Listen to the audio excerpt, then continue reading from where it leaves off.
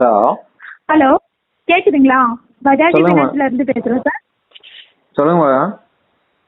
இந்த ப்ராடக்ட் எடுத்து கரெக்டா இஎம்ஐ கட்டிட்டு வந்திருக்கீங்க, அதனால பர்சனல் லோன் எலிஜிபிள் இருக்கு. அதை பத்தி டீட்டெயில் சொல்லலாமா? சொல்லுங்க மேடம்.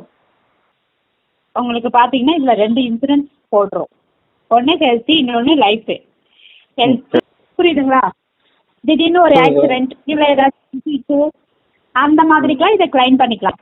ஹெல்த் அப்புறம் லைஃப் இன்சூரன்ஸ் பாத்தீங்கன்னா விபத்து காப்பீடு இருக்கும். ஐ மீன் எங்களோட கஸ்டமருக்கு ஏதாச்சும் திடீர்னு ஏதாச்சும் ஒரு இஷ்யூ ஏற்பட்ட, ஐ மீன் டெத் அந்த மாதிரி வந்துச்சுன்னா அதான் செத்து போயிடுச்சுன்னா அந்த காசு வீட்டுக்கு போகணும்னு சொல்லுங்க. அது ஏன் மறைச்சு சொல்றீங்க? டைரக்டா சொல்லுங்க. வீட்டுக்கு போறதுன்னா அதான் நீங்க கட்ட வேண்டிய அமௌண்ட்டை கம்பெனிக்கு கொடுத்துட்டு மீதி அமௌண்ட் அவங்க யார் ஞாபகி போட்டிருக்காங்க இல்லையா, அவங்க ஞாபகிக்கு போயிடும். இப்ப செத்து போனாலும் உன் பணத்தை வசூல் பண்ணாம விட மாட்டேன்றீங்க. இல்ல.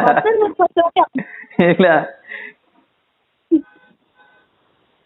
எங்க போனாலும் விட மாட்டேனாடே அப்படின்ற மாதிரி.